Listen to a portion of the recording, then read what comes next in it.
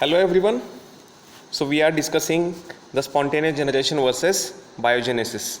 Spontaneous generation, that is formation of living things from non-living things, an exactly opposite concept, that is biogenesis. Biogenesis means formation of living things from living things only. Many scientists have contributed towards this debate of spontaneous generation versus biogenesis. Till now, we have studied the experiments performed by Van Helmont, Francisco Redi, Louis Joblat, then the John Needham. John Needham was a supporter of spontaneous generation. Then Lazzaro Spallanzani, who supported biogenesis. Then we studied Schools and Schwann's experiment. In last lecture, at the end, we have studied Schools and Schwann's experiment. They performed similar kind of experiment, but a little bit differences were there. The experiment performed by Schools and Schwann are: they passed the air into the previously heated broth, but only after treating it with certain agents. Like Schools, he treated the air or treated the pipe through which the air was passing with potassium hydroxide or sulfuric acid, and Schwann, he treated the air by using heat.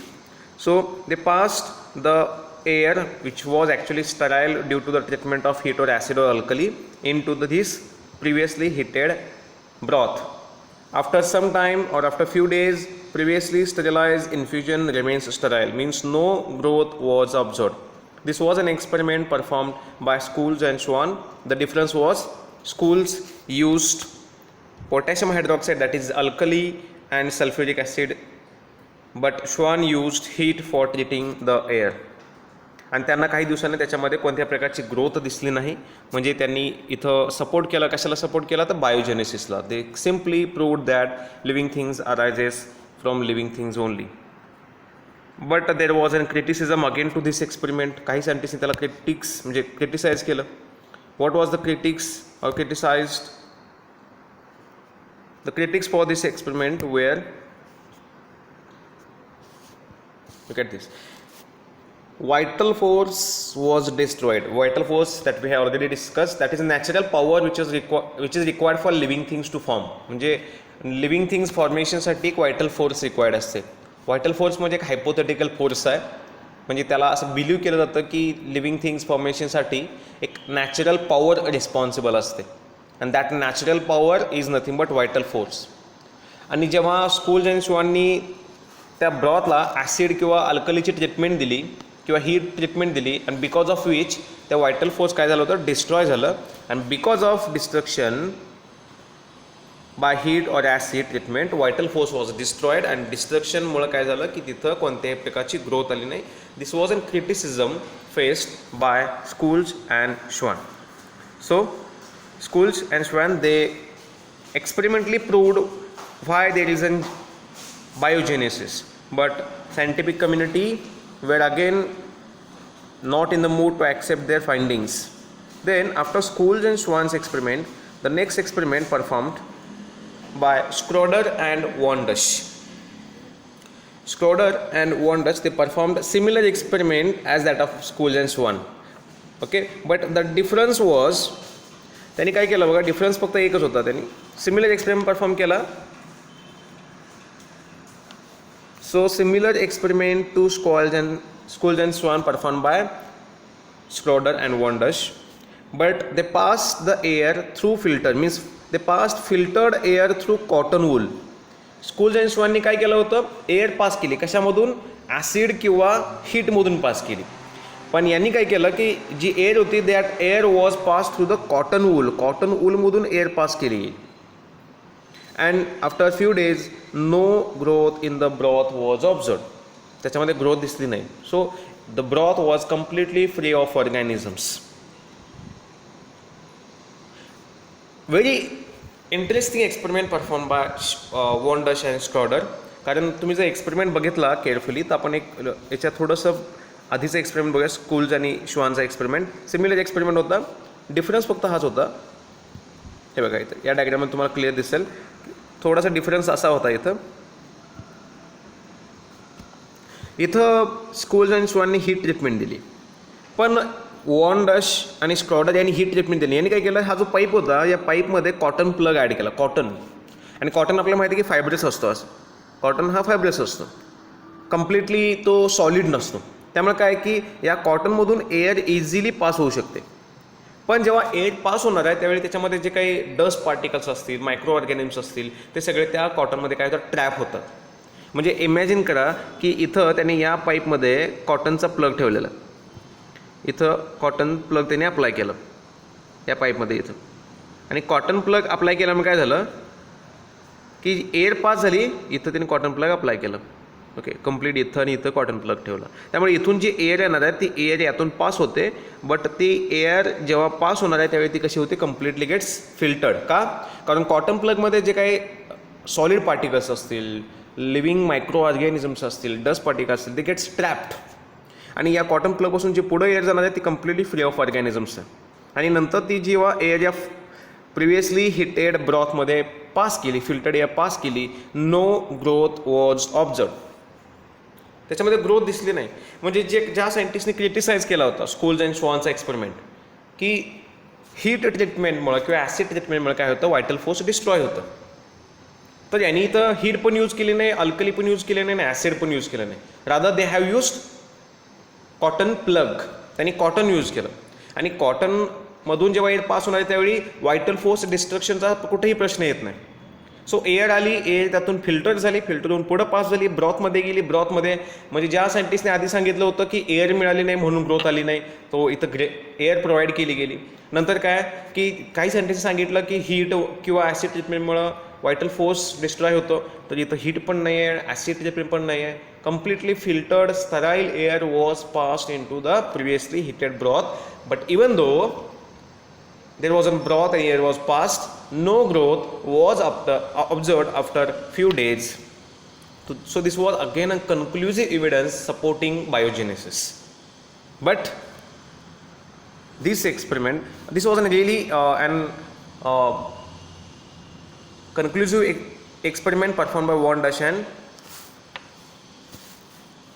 Schroeder, but these two scientists, they were not convinced by their own experiment. त्यांना त्याच्या एक्सपेरिमेंटवर because they were not convince by their own experiment and they started supporting the spontaneous generation. त्याचा experiment हा evidence देणारा होता, कन्क्लुजिव्ह होता, पण तरी देखील ते स्वतःच्या एक्सपेरिमेंटवर सॅटिस्फाईड होते. आणि त्यामुळे काय झालं की त्यांनी बायोजेनेसिसला न सपोर्ट करता स्पॉन्टेनियस जनरेशनला त्यांनी काय केलं, दे स्टार्टेड सपोर्टिंग. पण त्यांनी जो कन्सेप्ट दिला इथे एक स्पॉन्टेनियस जनरेशन त्याने सपोर्ट केला. म्हणजे हा जो क्वेश्चन होता की biogenesis or spontaneous generation, it still remained a question. त्याच्या एक्सपेरिमेंट नंतर देखील, कारण त्यांना तो प्रूव्ह करता आला नाही, त्यामुळे तो क्वेश्चनच राहिला. बट त्यांनी कन्सेप्ट जो इथे दिला, that is use of cotton plugs. Use of cotton plugs, this concept is steel in practicals. This concept is steel in use. म्हणजे आपण आजही लॅबमध्ये जेव्हा वर्क करत असतो मायक्रोबायोलॉजिकल लॅबमध्ये, तेव्हा आपण आजही कॉटन प्लगचा यूज करतो. आणि this concept of using cotton plug was given by von Dusch and Schroeder. आपण मायक्रोबायोलॉजिकल लॅबमध्ये जेव्हा डिफरंट ट्यूब्स असतात किंवा फ्लास्क असतात, त्या ट्यूब्स किंवा फ्लास्कला आपण त्याच्यामध्ये मेडिया ॲड करत असतो, ब्रॉथ ॲड करतो, आणि त्याच्यामध्ये बॅक्टेरिया आपल्याला ग्रो करायचे असतात. पण एअरमधून कोणताही ऑर्गॅनिझम त्याच्यामध्ये एंटर होऊ नये यासाठी त्याला कवर करावं लागतं. आणि ते कवरिंग आपण कोणत्या फॉर्ममध्ये करतो, कॉटन प्लगच्या फॉर्ममध्ये. कॉटन प्लगच्या फॉर्ममध्ये का कवरिंग करतो, बिकॉज कॉटन प्लगमधून एअर आत पास होऊ शकते, पण कोणताही कंटॅमिनेटिंग ऑर्गॅनिझम आत पास होऊ शकत नाही. That's why we make the use of cotton plug. म्हणजे एक्झाम्पल, सपोज ही ट्यूब आहे आणि या ट्यूबमध्ये आपण इथं मेडिया म्हणजे ब्रॉथ, काहीतरी ऑर्गॅनिमसाठी न्यूट्रियंट ॲड केलेले आहेत. ओके, आणि या मेडियामध्ये आपल्याला एअर पास करायचे आहे, पण कशी एअर पाहिजे, फिल्टर्ड पाहिजे. सो आपण काय करतो, या ट्यूबला इथं आपण कॉटन प्लग लावतो. आणि कॉटन प्लग लावल्यामुळे काय तर एअर इझिली आत पास होऊ शकते, पण बाकी कोणतेही ऑर्गॅनिझम, इतर अनवॉन्टेड ऑर्गॅनिझम किंवा डस्ट पार्टिकल्स किंवा other contaminating materials, they do not enter in to the tube. So the concept that is use of cotton plug to prevent the entry of microbes in the tubes or in flask containing microbiological media was given by Schroeder and Von Dutch. But they failed to explain why there is an biogenesis So after the experiments performed by Schroeder and von Deutsch, next scientist, that is Louis Pasteur. Louis Pasteur, he started working on this experiment, and then actually he was a scientist to prove why there is a biogenesis. Biogenesis का असते आणि biogenesis कशी असते हे त्यांनी completely evidence देऊन experimentally prove केलेलं. Okay, त्याआधी Louis Pasteur he was working to prove that the presence of micro organisms in the air, म्हणजे एअरमध्ये मायक्रो ऑर्गॅनिझम्स असतात हे प्रूव्ह करण्यासाठी त्यांनी एक्सपेरिमेंट स्टार्ट केलं. So to prove the presence of microbes in air he performed an experiment. त्यांनी काय experiment केला बघा. ही टूक सम शॉर्ट नेक्ड फ्लास्क, जास्त लॉंग नेक नसलेली म्हणजे शॉर्ट नेक असलेला फ्लास्क काही घेतले त्यांनी, and filled with beef broth. Beef means it is a meat of cattles. So he took few flasks, short necked flask, and those short necked flasks were filled with beef broth. Then he boiled the broth to kill the living organisms. त्यात जे organisms असतील broth मधले किंवा flask मधले त्यांना किल करण्यासाठी त्यांनी काय केलं, त्या ब्रॉथला बॉईल केलं. So now the broth and the flask was completely free of organism. Because of boiling completely free of organism झाले. त्याच्यामध्ये कोणत्या प्रकारचं ऑर्गॅनिझम आता नाही आहे. Clear.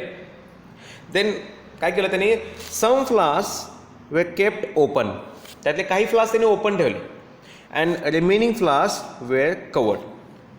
So some flasks were kept open as it is, and some flasks were covered tightly in order to provide air but not to prevent the entry of organisms. म्हणजे organisms enter होऊ शकणार नाहीत, पण हा air त्याच्यामध्ये filtered air pass होऊ शकते अशा पद्धतीने त्याला कव्हर केलं. So some flask were covered, remaining were left open. Okay, after few days the growth was observed in the flask left open. जो फ्लास्क ओपन होता त्या फ्लास्कमध्ये ग्रोथ आली, बट जो फ्लास्क क्लोज्ड होता, कवर्ड होता, त्या फ्लास्कमध्ये ग्रोथ आली नाही. सिम्पल रिझन आहे. एक्सपेरिमेंट इथं कम्प्लीट होतो किंवा त्याचं सिम्पल कन्क्लुजन असं आहे की जो फ्लास्क क्लोज होता त्या फ्लास्कमध्ये आपण ऑलरेडी तो फ्लास्क बॉईल केला होता, त्याच्यामध्ये कोणतेही ऑर्गॅनिझम्स नव्हते, आणि तो फ्लास्क कव्हर केला असल्यामुळं बाहेरची जे ऑर्गॅनिझम्स आहेत ते आत येऊ शकले नाही, म्हणजे एअर आत येऊ शकले नाही, आणि त्यामुळे काय झालं की त्याच्यामध्ये कोणत्याही प्रकारची ग्रोथ आली नाही. जी एअर आली होती ती फिल्टर्ड स्टराईल एअर आली होती, त्यामुळे त्याच्यामध्ये ग्रोथ आली नाही. आणि दुसरा जो फ्लास्क होता विच वॉज लेफ्ट ओपन, जो ओपन ठेवला होता आहे तसा, त्याच्यामध्ये काय झालं, air as it is enter झाली, आणि as it is air enter झाल्यामुळं एअरमधले मायक्रोब्स त्याच्यामध्ये एंटर झाले, ग्रो झाले, मल्टिप्लाय झाले, and that's why after few days the growth was observed in the flask which was left open.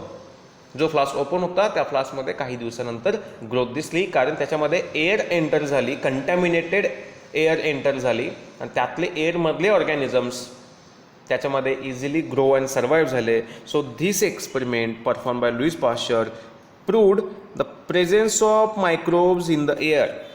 This means this experiment concludes that air contains organisms, microorganisms. So bacteria, fungal spores, viruses, they are found into the air. So air contains large number of organisms, and the presence of air was detected, confirmed by the experiment performed by Louis Pasteur in the year 1961. Okay, then after proving that air contains large number of microorganisms, Louis Pasteur, he then started to work on the spontaneous generation biogenesis debate. So spontaneous generation and biogenesis जो debate आहे तो debate त्याच्यामध्ये Louis Pasteur enter झाले. So Louis Pasteur performed an experiment to prove biogenesis because Louis Pasteur was a supporter of biogenesis. त्याने काय experiment केला बघा biogenesis prove करण्यासाठी. ही used an swan necked flask. Swan necked flask means a flask which contains S-shaped tube, which is having S-shaped tube. Example, suppose this is a flask but this flask is having an S-shaped tube like this. So असा एक flask होता ज्याला एक S shape tube connected होती. So he used an swan neck flask which is having S shape tube. This flask was filled with the broth, beef broth. Then he boiled and cooled. या फ्लास्कला seal करायची काही गरज नव्हती. तो flask जसा होता तसाच त्यांनी त्याच्यामध्ये काय ॲड केलं, त्यांनी याच्यामध्ये बीफ ब्रॉथ ॲड केला. ओके, आणि नंतर त्याला बॉईल केलं, बॉईल करून त्याला कूल केलं. So he used an swan neck flask. He filled the flask with broth, boiled that broth, and then cooled properly. He kept the flask as it is for a few days. After few days, no growth was observed in the flask. There was no growth in the flask. Reason काय आहे बघा, त्याच्यामध्ये growth का आली नाही. तर reason असं आहे. Look at this. This was an experiment perform by Louis Pasteur. Louis Pasteur यांनी एक स्वान नेक फ्लास्क घेतला होता. तुम्हाला डायग्राममध्ये फ्लास्क दिसतोय. पहिली जी डायग्राम आहे इथं दिसेल तुम्हाला. Okay, first diagram. ओके, आता याच्यामध्ये बघा, इथं स्वान नेक ट्यूब आहे. दिस इज स्वान नेक ट्यूब. आणि या स्वान नेक ट्यूबमध्ये त्या ट्यूब ओपन आहे इथं. या ट्यूबचा जो आउटर आहे, म्हणजे जो आउटर आपण काय म्हणतो इनलेट आहे, तो इनलेट ओपन आहे इथं. त्यामुळे काय होतं की हा जो ब्रॉथ आहे पहिल्यांदा त्याने हीट केला. ब्रॉथ हीट केल्यानंतर ती जी ट्यूब आहे या ट्यूबमधून त्याच्यामध्ये एअर पास होते. एअर पास होताना एक प्रॉब्लेम काय होतं बघा इथं. प्रॉब्लेम म्हणजे ॲक्च्युली जो कन्सेप्ट लुईस पाश्चरने यूज केला तो असा होता. ही जी ट्यूब दिसते आपल्याला, ही ट्यूब अशी आहे, एस शेप ट्यूब. आणि त्यामुळे काय झालं की जेव्हा एअर पास होते त्यावेळी जे काही डस्ट पार्टिकल्स असतील, मायक्रो ऑर्गॅनिझम्स असतील किंवा अदर जे सॉलिड मटेरियल असेल, they get settle at this curve. हा जो कर्व आहे या कर्वला ते सेटल होतात इथं. So microbes, other sedimenting particles, they get settle at this curve. They do not climb through this tube. त्या ट्यूबवर ते असं एंटर होत नाही बिकॉज ऑफ ग्रॅव्हिटेशनल फोर्स. ते इथं खाली सेटल होतात. जे काही मायक्रो ऑर्गॅनिझम्स असतील किंवा अदर जे कंटॅमिनेटिंग मटेरियल असेल, एअर इथून जाणार आहे. सो एअरमधून ते सुद्धा येतील, but they do not climb this tube. ते या ट्यूबवर जात नाहीत. ते फक्त खाली इथं बॉटमला काय होतात, सेटल होतात. जो कर्व आहे, हा कर्व जो आहे त्या कर्वला बॉटमला ते काय होतात, सेटल होतात. आणि त्यामुळे काय होतं की इथून जी एअर आत जाणार आहे that is completely free of micro organisms. So because of gravitational force, the sedimenting material, microorganisms get settled into this S shaped tube. हा जो कर्व आहे त्या कर्वमध्ये ते सेटल होतात आणि या ट्यूबमधून स्टराईल किंवा फिल्टर्ड एअर याच्यामध्ये पास होते. हा broth already free of organism केला आहे आपण बॉईल केल्यामुळे. Okay, so he left the flask as it is and after few days no bacteria were present, no growth was observed into that flask. याच्यामध्ये growth त्यांना observe झाली नाही. Okay, का झाली नाही सिम्पली सगळ्यांना समजतंय. कारण जेव्हा एअर इथून पास झाली तेव्हा इथं या कर्वमध्ये एअर्समधले जे ऑर्गॅनिझम्स किंवा कंटॅमिनेटिंग मटेरियल आहे ते सगळे इथे सेटल झाले. ते इथून वर क्लाइम झालं नाही. त्यामुळे या ट्यूबमधून इथून जी एअर पुढं पास झाली ती that was completely free of organisms. So this flask contains filtered air. आणि बाकीचे जे कंटॅमिनेटिंग मटेरियल आहे, बॅक्टेरिया असतील किंवा जे स्पोर्स असतील, ते सगळे इथं बॉटमला सेटल झाले बिकॉज ऑफ ग्रॅव्हिटेशनल फोर्स. आणि त्यामुळे फिल्टर्ड एअर पास झाली. फ्लास्कमधला कंटेंट जो ब्रॉथ होता that was already it was freed by बॉइलिंगमुळे त्याच्यातले ऑर्गॅनिझम सगळे किल केले गेले होते. त्यामुळे after few days no bacteria were present in this container. So no growth was observed. कारण त्याच्यामध्ये कुठलीही लिव्हिंग थिंग नव्हती आणि त्याच्यामध्ये नवीन लिव्हिंग थिंग फॉर्म झाल्याने. So this experiment of Louis Pasteur experimentally proved that biogenesis exist in the nature. नेचरमध्ये biogenesis असतं हे त्यांनी इथं प्रूव्ह केलं. ओके, आणि त्यांनी म्हणजे नुसतंच या एका एक्सपेरिमेंट नाही, त्यांनी पुढं सुद्धा एक्सपेरिमेंट कंटिन्यू केला. त्यांनी काय केलं बघा, त्यांनी या ट्यूबमधला इथं जी तुम्हाला दिसत असेल तर इथं हे बघा, इथं त्यांनी काय केलं, कट केली ट्यूब. इथं त्यांनी ट्यूब कट केली. ट्यूब कट केल्यामुळं इथं त्यांनी ट्यूब कट केली आणि ट्यूब कट केल्यावर ट्यूबचा बाहेरचा भाग रिमूव्ह केला आणि हा फ्लास्क फक्त असाच ओपन ठेवला. ओपन ठेवल्यावर त्याच्यामध्ये बॅक्टेरिया प्रेझेंट होते. का? का, कारण रिझन असं होतं की ओपन ठेवल्यामुळे काय झालं, एअर डायरेक्टली याच्यामध्ये एंटर होऊ शकली, फिल्टर झाली नाही. पण इथं जेव्हा ही ट्यूब होती, या ट्यूबमध्ये काय झालं, इथं जेव्हा ट्यूब होती त्या ट्यूबमध्ये जेव्हा एअर पास होत होती त्यावेळी ऑर्गॅनिझम्स यातले सगळे इथं बॉटमला सेटल झाले आणि इथून जी एअर पास झाली ती कशी होती, फिल्टर्ड होती. पण इथं ट्यूबचा भाग हा एवढा भाग कट केला असल्यामुळं डायरेक्ट ऑर्गॅनिझम्स इथं एंटर झाले आणि तिथं आपल्याला बॅक्टेरिया प्रेझेंट दिसले. ओके, मग त्याच्यानंतर लुईस पाश्चरनी काय केलं बघा, म्हणजे त्यांना हे प्रूव्ह करायचं होतं. आता त्यांनी बाकी सगळ्या गोष्टी प्रूव्ह केल्या, फक्त त्यांना आता काय प्रूव्ह करायचं होतं, he wanted to prove that की या इथं ऑर्गॅनिझम सेटल होतात. इथं सेटल होण्यासाठी त्यांनी काय केलं, हा फ्लास्क थोडासा असा टिल्ट केला, इथे दिसते बघा तुम्हाला, हा फ्लास्क थोडासा टिल्ट केला. टिल्ट केल्यामुळे काय झालं, जे ऑर्गॅनिझम्स या इथं प्रेझेंट होते इथं, ते ऑर्गॅनिझम्स या ब्रॉथमध्ये मिक्स झाले. इथं जे ऑर्गॅनिझम्स प्रेझेंट होते या कर्वला इथं, ते ऑर्गॅनिझम्स या ब्रॉथमध्ये मिक्स झाले. After few days bacteria were present. That's it. So त्यांनी हे प्रूव्ह केलं इथं की ऑर्गॅनिझम्स इथं या कर्वमध्ये सेटल होतात आणि त्यामुळे फ्रेश एअर इकडं पास होते. आणि हे त्यांनी कधी प्रूव्ह केलं, जेव्हा त्यांनी फ्लास्क हा थोडासा टिल्ट केला. So tilt flask sideways and let it sit. After few days bacteria were present. So growth was observe. So this was an experiment performed by Louis Pasteur, the great Louis Pasteur, and his experiment was conclusive enough. And जो question होता, that is biogenesis versus spontaneous generation, this question, actually age old problem of origin of microbes, was solved once for all. आणि इथून पुढं मग कुठलाही debate झाला नाही कोणत्याही प्रकारचा स्पॉन्टेनियस जनरेशन आणि बायोजेनेसिसचा पुन्हा कोणताही क्वेश्चन अराईज झाला नाही. This was and end point, or rather we should call it as an full stop to this question, spontaneous generation or biogenesis.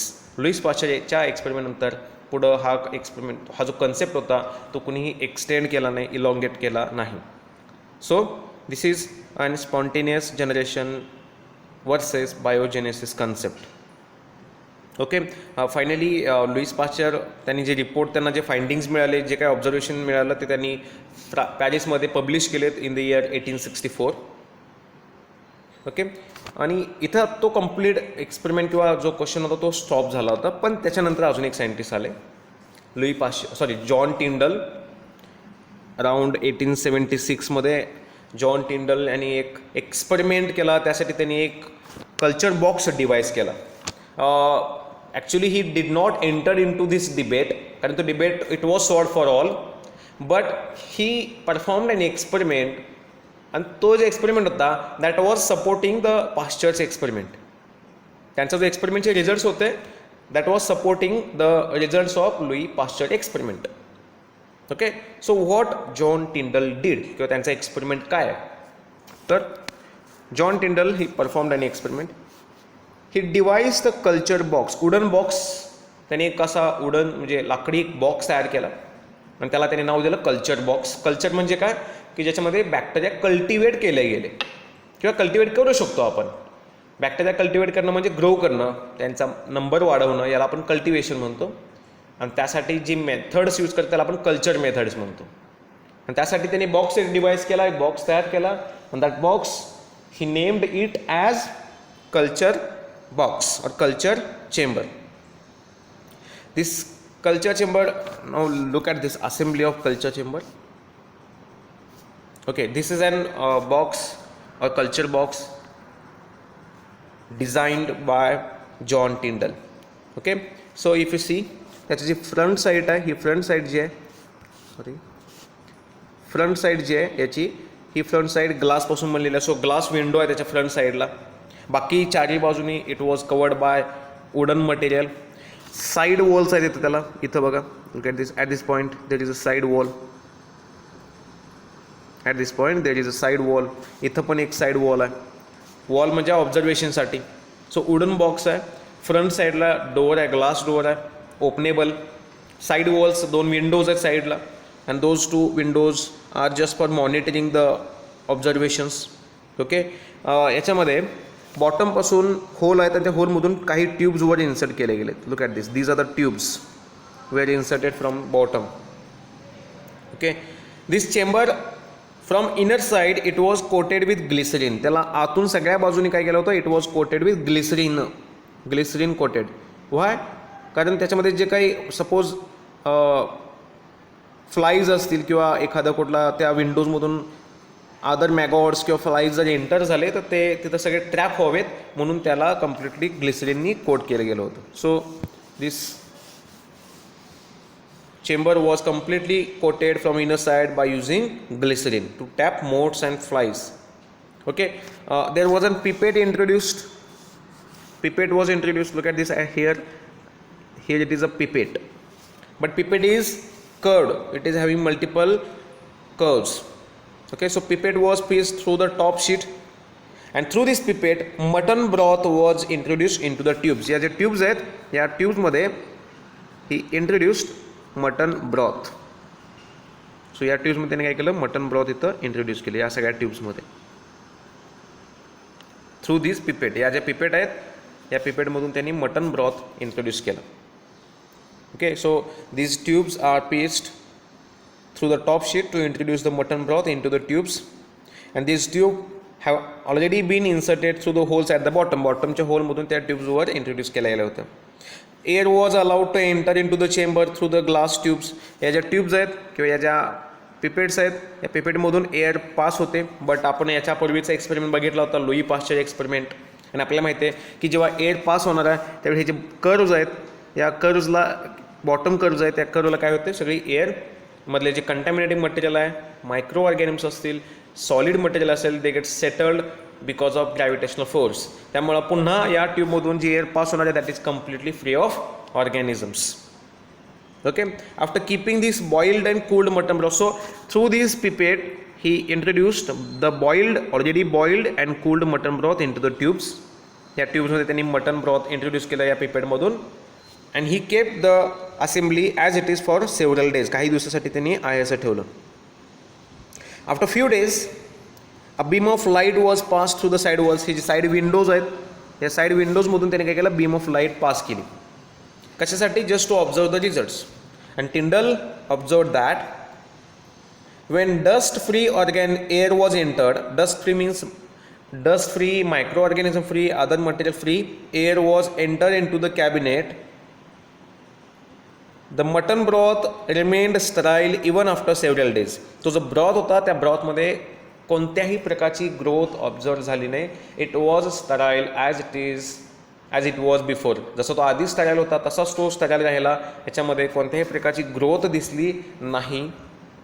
So this experiment work perform by John टिंडल shows that when a broth is made completely free of organism, एकदा त्याला boil केल्यामुळे त्याच्यामध्ये organism जेव्हा free होतात आणि त्याच्यामध्ये filtered air pass करतो, free of organism air pass करतो, तर त्याच्यामध्ये कोणतेही ग्रोथ ऑब्झर्व होत नाही.